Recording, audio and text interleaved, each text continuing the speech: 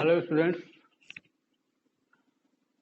तो class 11th में हम लोग मैथ में इस समय ज्योमेट्रिकल प्रोग्रेशन में चल रहे थे। दोस्तों, ज्योमेट्रिकल प्रोग्रेशन से रिलेटेड एक थ्योरम आपको बता रहे हैं, एम-जी-एम से रिलेशन है ये। और इस थ्योरम के बाद तब हम लोग स्पेशल टाइप्स ऑफ सीरीज में चलेंगे। तो ये हेडिंग आपका ले लेते हैं, relation between arithmetic mean and geometric mean. Relation between arithmetic mean and geometric mean. क्या रिलेशन होता है अर्थमेटिक मीन और ज्योमेट्रिक मीन में, क्या रिलेशन होता है? बहुत अच्छा टॉपिक है। चलिए देखते हैं कि let A B, let A and G are arithmetic mean and geometric mean between A and B respectively। Line को समझिएगा। A and G are AM and GM between A and B respectively। Means कि A और B का जो arithmetic mean है A है और geometric mean जो है वो G है। सो अगर ऐसा है तो हम A को लिख सकते हैं A+B/2। याद करिए कि A और B का अर्थमेटिक मीन का फार्मूला होता है A+B/2। ओके, और ज्योमेट्रिक मीन का फार्मूला मैंने बताया था √AB। याद है? अर्थमेटिक मीन का ये फार्मूला होता है, ज्योमेट्रिक मीन का ये फार्मूला √AB होता है। प्रॉब्लम जिसको हो पूरा लास्ट सब वीडियो जो है वो कंटिन्यू सब वॉच करिए, देखिए ध्यान से। और समझने के लिए बिल्कुल शुरू से वीडियो को आप अगर क्लियर लाइन तब देखोगे तब ये बात आपको समझ में आएगी, ये ध्यान रखिएगा। तो चलो ए और जी हमने निकाल लिया। अब आप एक काम ये करो, यहां पे एक हाइपोथेसिस लिया जाता है, एक प्रकार से कह लो। ए की वैल्यू A+B/2 है और जी की वैल्यू √AB अगर दिख रही है तो हम लोग एक काम ये करते हैं कि A-G का यूज करते हैं। अब देखिए क्या है, बहुत अच्छा टॉपिक है। A-G हम करेंगे तो हमको ये पता चलेगा कि देखो, ये पहले समझ लो, अगर A-G मैंने कर दिया तो आप जानते हो कि A-G अगर ये 0 से बड़ा आया तो इसका मतलब होता है कि A का मान G से बड़ा होगा। और अगर A-G का मान 0 के बराबर आया तो A का मान G के बराबर होगा।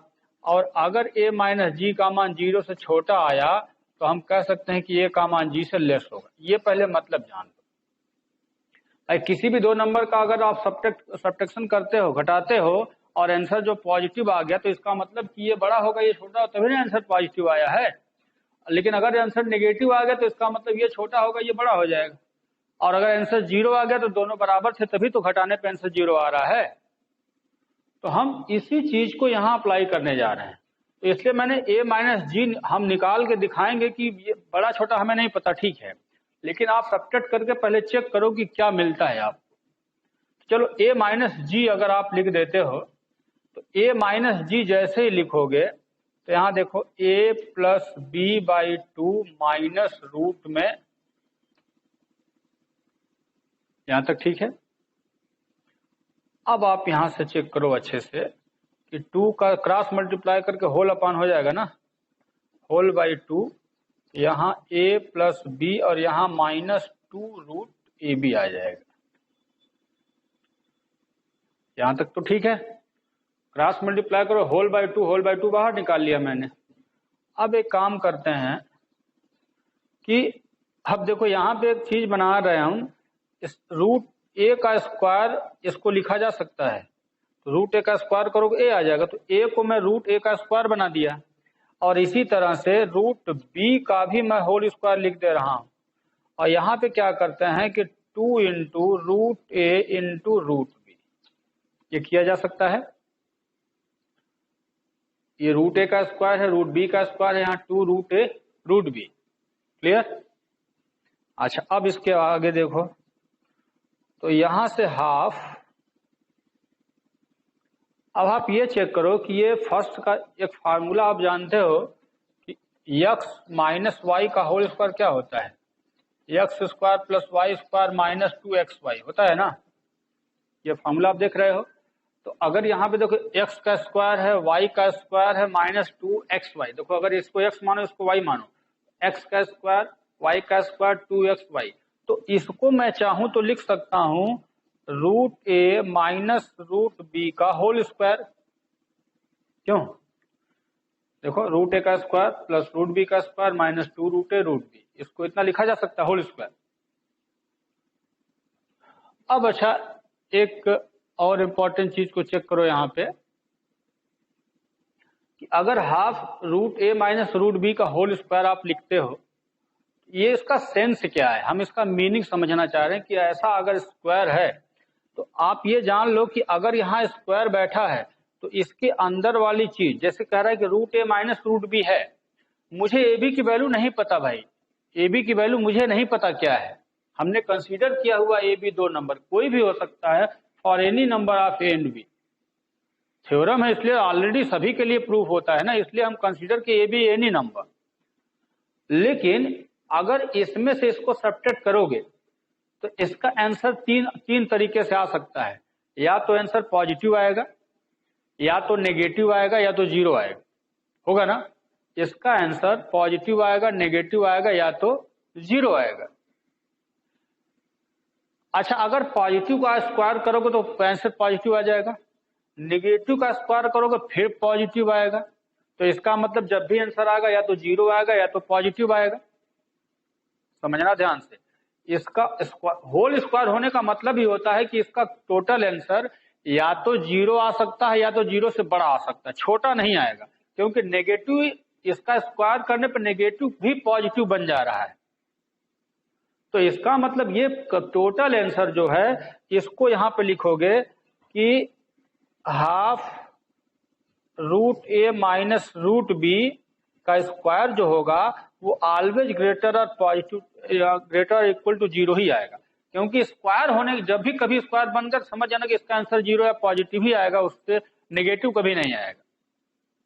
और इसका मतलब यह हुआ कि हम कह सकते हैं कि यहां देख लीजिए, इसका मतलब यह हुआ कि a माइनस जी की जो वैल्यू आ रही है जी ग्रेटर और इक्वल टू जीरो आएगी।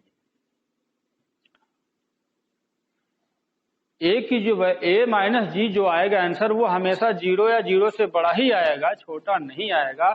और इसलिए हम कह सकते हैं कि a इज ग्रेटर और इक्वल टू जी, ये रिलेशन है, यानी ये a और g में रिलेशन, अर्थमेटिक मीन ए और ज्योमेट्रिक मीन जी में रिलेशन, ए की वैल्यू हमेशा जी से बड़ी होगी या तो बराबर होगी, छोटी नहीं होगी, यही रिलेशन है।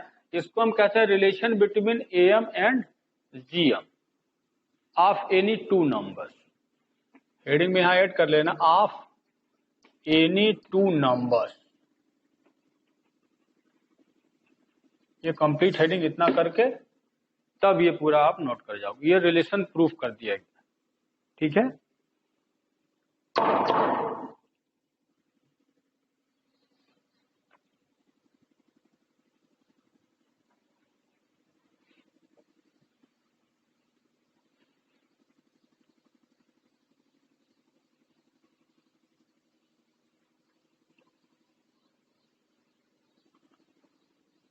चलिए एक दो कुछ क्वेश्चन इसमें देख लिया जाए, कुछ न्यूमेरिकल प्रॉब्लम्स इसमें अच्छे हैं, देखा जाए।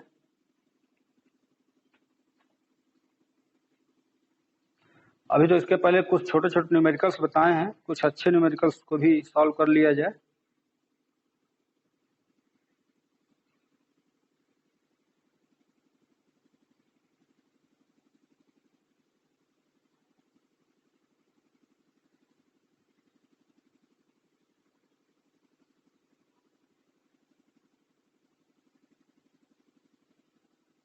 क्वेश्चन नंबर 17 देखो, कई चीजें इसमें मिल जाएंगी आपको। ये 9.3 से क्वेश्चन नंबर 17 है। if the fourth, 10th and 16th term of a GP are x, y, z respectively। ठीक है, फोर्थ टर्म का मतलब A4 का फार्मूला हम अगर लिखेंगे, एक काम पहले करो, let first term is small a and common ratio is small r, ये कंसीडर करो। तो अब अच्छा देखो कि A4 जो होगा टर्म, हमारे फार्मूले से ARQ लिखोगे, चौथा टर्म। फोर्थ टर्म जो होगा हम फार्मूला लिखेंगे तो ARQ लिखेंगे ना भैया। AN को क्या लिखते हो, ARN -1, एक कम, यहाँ 4 है तो यहाँ 3 लिखोगे ना, तो ये हो जाएगा A4 = AR3। लेकिन क्वेश्चन ये बोल रहा है कि फोर्थ टर्म जो है वो x है। ये क्वेश्चन बोल रहा है कि फोर्थ टर्म x है, लेकिन हम फार्मूला लिखेंगे फोर्थ टर्म का इतना होगा, और ये इक्वेशन फर्स्ट बना लीजिएगा। इसी तरह से जो कह रहा है कि शायद फोर्थ, 10th एंड 16th, तो ये 10th टर्म अगर देखा जाए तो AR⁴ आएगा, ये y है, ये इक्वेशन 2 बना लो। और 16th टर्म जो है वो AR15 आ जाएगा, ये z लिख लो, ये इक्वेशन 3। ये जो क्वेश्चन बोल रहा था मैंने उसको फॉलो किया है, लेकिन पहले आपको AR कंसीडर करना पड़ेगा, उसके बाद जैसे जैसे कह रहा है उसको फॉलो करते चले जो बिल्कुल इजीली समझ में आएगा। Fourth term, 10th term, 16th term का एक्स वाई जेड रेस्पेक्टिवली बोला है। अब आगे बोल रहा है कि prove that X Y Z are in GP, ये प्रूफ करना है। अगर ऐसा है तो क्वेश्चन बोल रहा है कि प्रूफ करिए कि जो एक्स वाई जेड है वो जीपी में है। अच्छा बताओ हमको प्रूफ क्या करना है, ये तो गिवन हो गया, इसको आप गिवन में लिख दिए, लेकिन we have to prove that X Y Z are in GP. अच्छा बताओ एक्स वाई जेड अगर जीपी में होगा, अभी अभी बताए थे कि if A B C are in GP then B² बराबर AC होना चाहिए कि नहीं, यही ने बताया था फार्मूला इसके पहले लास्ट वीडियो में। इसके ठीक पिछले वीडियो में आप जाइए, उसमें देखिए उस वीडियो में ये अब तो कौन सा नंबर होगा, 1 2 3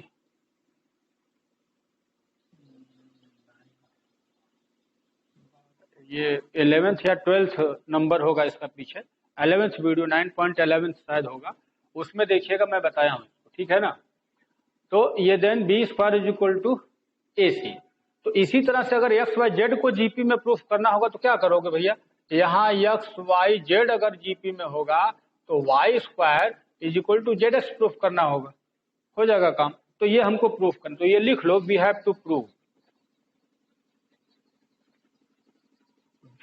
टू दैट, क्या प्रूफ करना है, Y² = ZX, ये प्रूफ करना है।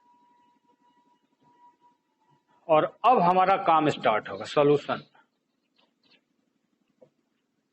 देखो क्वेश्चन को पहले क्लियर कर लिया गया कि हमको क्या दिया है, क्या पूछ रहा है, हमने क्लियर कर लिया, और क्या दिखाना है, तुम्हारा काम बन जाएगा। चलो तो अब हमारा काम अगर Y² = ZX प्रूफ करना है तो बस इन्हीं इक्वेशंस को फॉलो करो, इन्हीं इक्वेशंस को लेके चलोगे ना। तो पहले ZX निकाल लेते हैं, या पहले Y² निकाल लो। चलो Y का स्क्वायर लिखोगे इक्वेशन 2 से ना,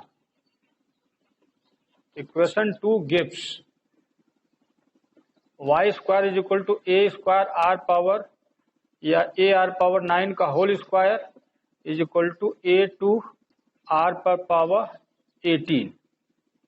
ये इक्वेशन 2 से Y² = A²R⁴18 हो गया। और इक्वेशन 1 and 3 गिव्स ZX, तो Z आपका यहां है AR15।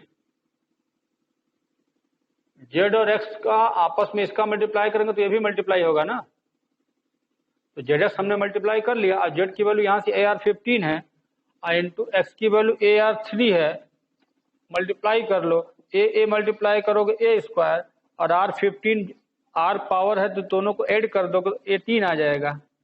अच्छा बताओ ये और ये इक्वल है कि नहीं, ये फोर्थ है ये फिफ्थ है, वाई स्क्वायर की वही वैल्यू है जो जेड एक्स की वैल्यू है। तो यहाँ पे लिखोगे equation fourth and fifth gives क्या दे रहा है, y square is equal to z x, मिल गया। लास्ट में लिखोगे हेंस क्या, x Y Z are in GP. अगर किन्हीं भी तीन टर्म को जीपी प्रूफ करना है तो आपको यही दिखाना होगा वाई स्क्वायर बीच वाले का स्क्वायर जो होता है दोनों के मल्टीपल के इक्वल होना चाहिए, तो हमारी बात प्रूफ होगी। ये क्वेश्चन नंबर 17 था, ठीक है।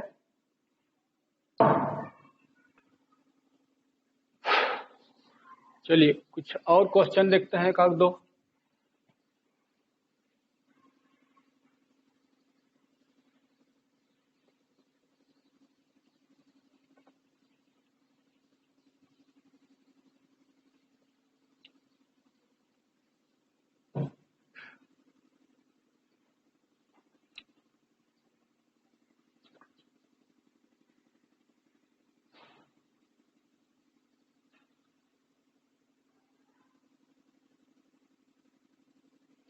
क्वेश्चन नंबर 22 देखते हैं।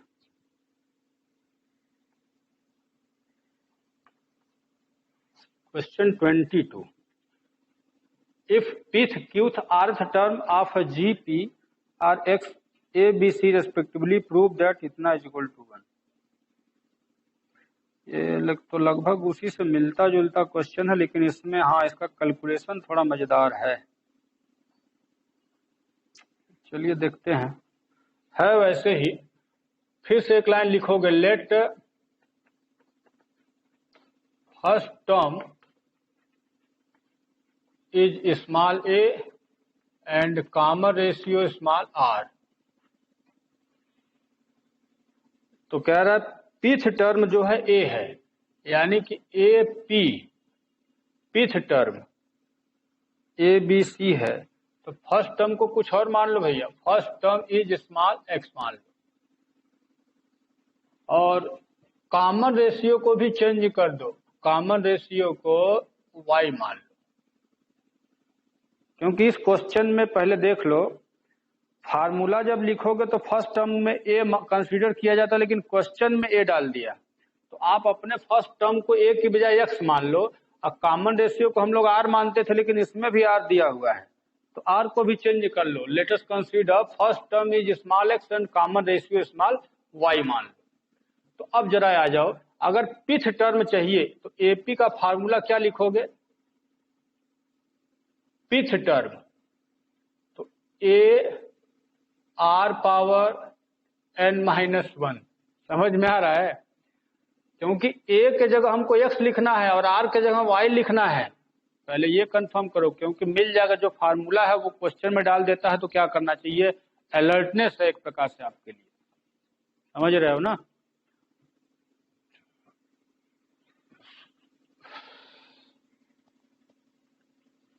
तो ये पिथ टर्म है, लेकिन पिथ टर्म जो है वो कह रहा है ए बी सी है, तो इसको ए माना है, ये पिथ टर्म ए है। लेकिन क्यूथ टर्म जो है वो हो जाएगा X Y power Q minus 1, इसको बी बोला है। और आरथ टर्म जो है X Y power are minus 1, इसको सी माना है। ये क्वेश्चन बोल रहा है कि जो पिथ टर्म है वो ए है, क्यूथ टर्म बी है, आरथ टर्म सी है, लेकिन पिथ टर्म का फार्मूला लिखोगे A R power N minus 1 होता है, लेकिन ए और आर को चेंज करना है आपको। तो अब ये इक्वेशन नंबर 1 बन जाएगा, ये 2 बन जाएगा और ये 3 बन जाएगा। अच्छा, अब हमको प्रूफ क्या करना है, ये तो गिवन में हो गया बिल्कुल जैसे बता रहे थे हम, लेकिन प्रूफ दैट, क्या प्रूफ करना है, a power Q minus r, b power are minus p, c power P minus q is equal to 1, ये प्रूफ करना है। A q minus r, b r minus p, c p q, ठीक है, ये हमें proof करना है। ये गिवन में है तो हमें प्रूफ करना है कि इसकी वैल्यू 1 होगी। चलिए अब सॉल्यूशन में आइए। चलो a के पावर में q माइनस आर है, तो इक्वेशन 1 को बिल्कुल ध्यान से देखिए। a के पावर में q माइनस आर का मतलब इसके दोनों साइड में q माइनस आर का पावर चढ़ा दो। a के पावर में q माइनस आर, अगर यहाँ इस पे q माइनस आर पावर चढ़ाए हो तो इधर भी q माइनस आर पावर चढ़ाना पड़ेगा। तो X Y power p minus 1 है, इसके whole power q minus R चढ़ा दो। इधर इसके पावर में q माइनस आर है तो इसके पावर में भी q माइनस आर आप ऐड कर दो। लेकिन अब इसको थोड़ा सा सॉल्व कर लो एक लाइन में। जैसे देखो यहाँ पे कि x के पावर में ये q माइनस आर और y के पावर में इसका मल्टीप्लाई इसमें होगा, इसका पावर का पावर में मल्टीप्लाई करने जा रहे हैं। क्या लिखोगे? P Q minus P R minus Q plus R. ध्यान से देखिएगा यहाँ पे इसका मैंने इसमें मल्टीप्लाई किया हुआ पूरा ब्रैकेट ओपन करके लिख दिया। तो x का पावर y का पावर चढ़ा के छोड़ दो। इसी तरह से इक्वेशन नंबर 2 से भी आप पूछो वो क्या दे रहा है। इसको देखते रहो, प्रूफ जो करना है। तो इसके पावर में r माइनस पी चढ़ाना है, तो b के पावर में r माइनस पी, तो इधर भी r माइनस पी चढ़ाना पड़ेगा।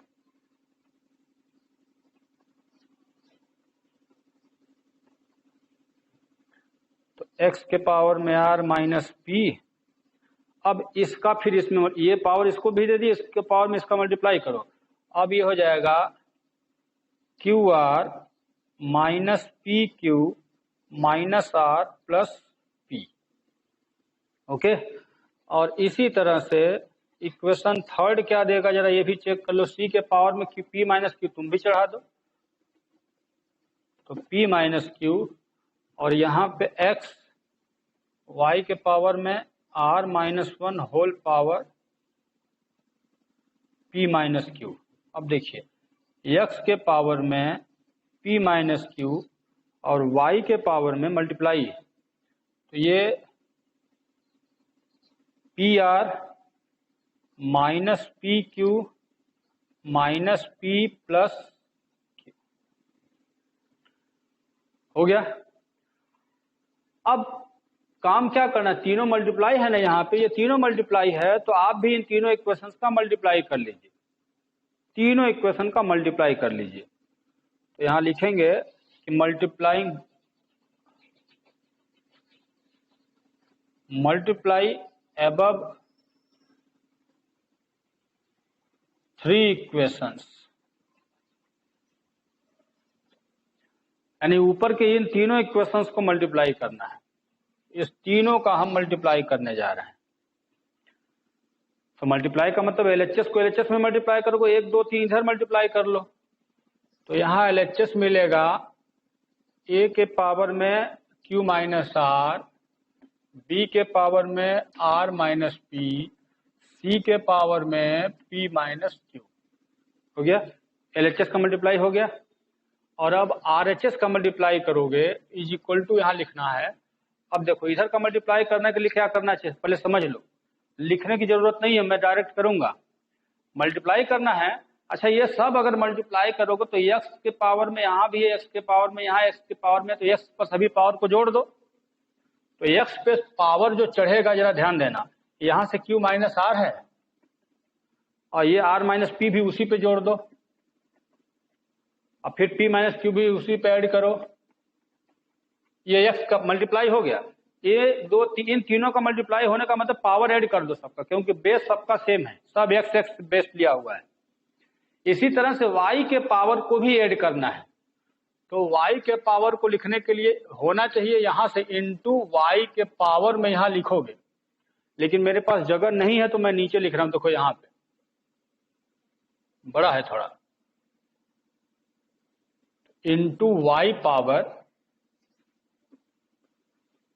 वही पावर है, इंटू यहाँ करोगे, लेकिन हमारे पास जगह नहीं है इसलिए मैं नीचे कर रहा हूं। तो y के पावर में देखो यहाँ से पहला है ये p Q minus P R minus Q plus r, ये minus q are minus P Q minus are plus p. और ये लास्ट में फिर है, ये सब पावर में ही है, यहाँ लिख दे रहे हैं plus P R minus P Q minus P plus, ये सब पावर में, इसके नीचे इक्वल्स ले लेते हैं। अब देखो होगा क्या, अगर ध्यान से देखोगे तो x के पावर में भी 0 आएगा, y के पावर में भी 0 आएगा, आप देख लो। q से ये q कैंसिल होगा, r से r, p से p, तो x के पावर में 0, y का पावर भी चेक कर लो, सब कैंसिल होगा, pq प्लस में pq माइनस में, pr प्लस में pr, ये प्लस में ये माइनस में, minus q plus r minus r, Q R plus minus में माइनस क्यू आर है, क्यू आर कहाँ गया भाई, कुछ गलत नहीं ना हो रहा है, क्यू आर माइनस में है तो क्यू आर कहाँ गया, एक प्लस में,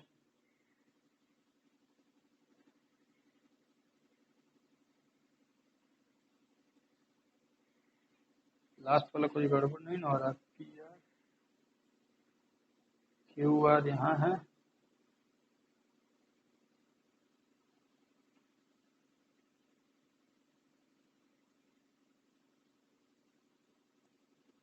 क्यू आर यहाँ मिलना चाहिए था लास्ट में ना,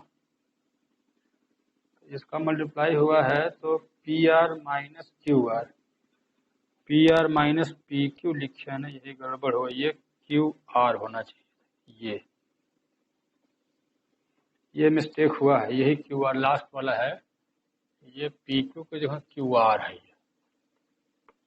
क्योंकि पी क्यू से पी क्यू तो यहाँ कट चुका है, ये क्यू आर है, ठीक है ना। अब देखो सब कैंसिल हो जाएगा ना, सारा कैंसिल हो गया, 0 आ गया, और x पावर 0 की value 1, y power 0, 1 into 1 is equal to 1 आ जाएगा, 1 into 1 is equal to 1, hence proved.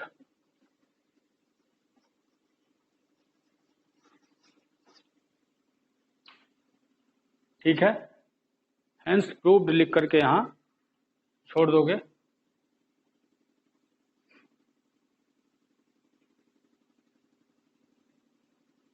Question समझ में आया? तो इस टाइप के भी और क्वेश्चंस हैं, उनको अभी आपको सॉल्व करना है अपने से, ठीक है।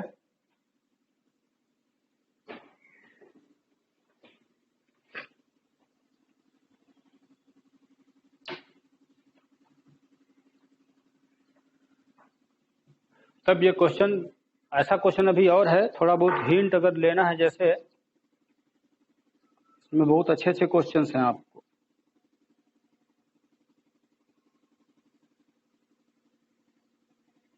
23rd देखो क्वेश्चन है इसी तरह से, क्वेश्चन 23rd में क्या बोल रहा है कि if the first term and nth term of GP are A B, तो फर्स्ट और nth टर्म को लिखोगे ए और बी है, तो फर्स्ट टर्म को ए लिख दोगे, ए की वैल्यू ए ही हो गई, और nth टर्म जो है ए एन की वैल्यू वो बी बोल रहा है, ठीक है। If P is product of N terms, product of N term, तो प्रोडक्ट ऑफ एन टर्म्स का मतलब होगा, क्या लिखोगे, ये फर्स्ट टर्म है, सेकेंड टर्म है, थर्ड टर्म है, और ऐसे ही सब इंटू ए आर के पावर में n माइनस 1, यही ना nth टर्म है, पहला टर्म, दूसरा टर्म, तीसरे, इन सबका प्रोडक्ट p है।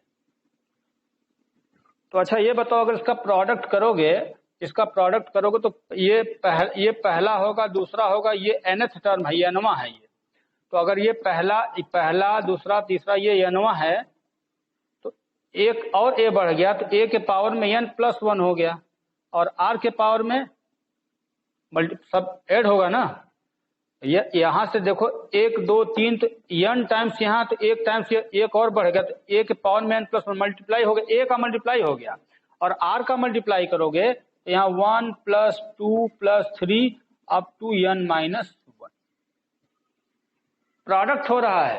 एक सबका पावर जोड़ दो, r पर 1, r पर 2, r पर 3, ऐसे r पर n माइनस 1, अब इसको ऐड करना है तुमको, तो ये क्या हो जाएगा, a के पावर में n प्लस 1 और r के पावर में 1 2 3 से n माइनस 1 तक ऐड क्या होगा, समअप।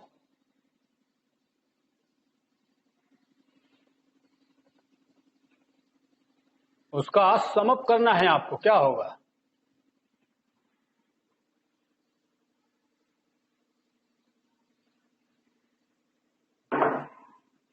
यहां से देखो जो प्रोडक्ट P है a पावर n प्लस 1 2 3 आपको याद होगा कि 1 2 3 n तक का सम का फार्मूला था nn प्लस 1/2 याद है।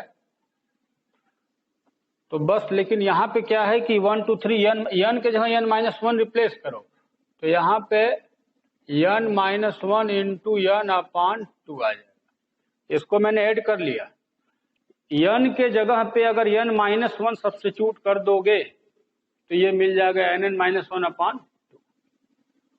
तो ये हो गया a power n plus 1 r के पावर में nn-1/2। ये p की वैल्यू हो गई और आपसे प्रूफ करने के लिए बोल रहा है p square is equal to ab power n। p square करो जरा देखो क्या मिलता है।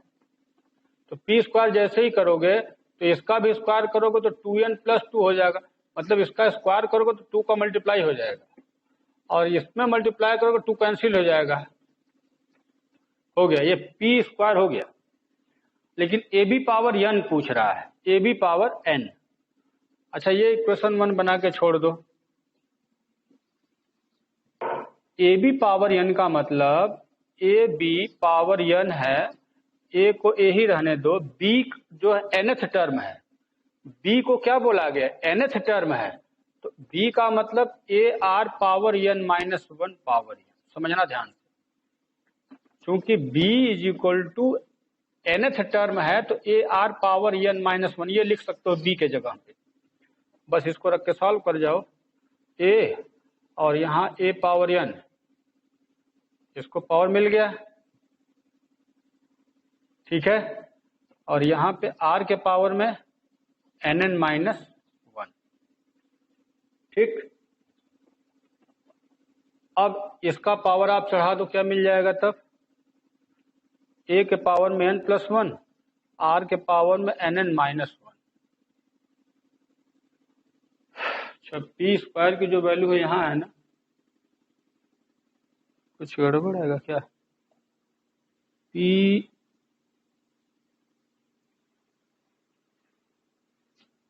23 था, p square ab power n proof करना है, product of p square ab power n। ab का पावर n करेंगे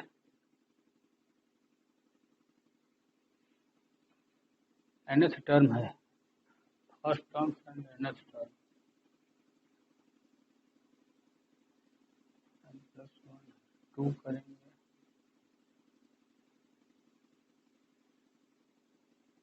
मिस्टेक हो रहा है। First term is small a, nth term of gp small b, ठीक है। तो nth टर्म है तो nth टर्म को लिखेंगे ar पावर n-1, ठीक है। ओ सॉरी ab के पावर में n था ना, तो ये ब्रैकेट यहाँ न लग करके यहाँ लगना चाहिए था। ये a है और ये b के पावर में n है। हाँ आप देखो तो इसके पावर में n यहाँ भी आएगा, n यहाँ भी आएगा। हाँ अब ये हो जाएगा 2 बाहर निकालोगे n प्लस 1, मिल गया ना, ये दोनों इक्वल आ गया ना। तो लिखो hence p square is equal to ab power, ये क्वेश्चन नंबर 13 था दोस्तों, सॉरी क्वेश्चन 23 था। तो अभी इसमें बहुत सारे क्वेश्चन ऐसे भी हैं, आप लगाते रहो, अपना कहीं से लगाओ, फिर डाउट अगर होगा तो हमसे आप पूछ सकते हो क्वेश्चन, फिर जब मिलेंगे फिर क्वेश्चन बताएंगे। तब तक के लिए फिर मिलते हैं नेक्स्ट वीडियो में। Thank you.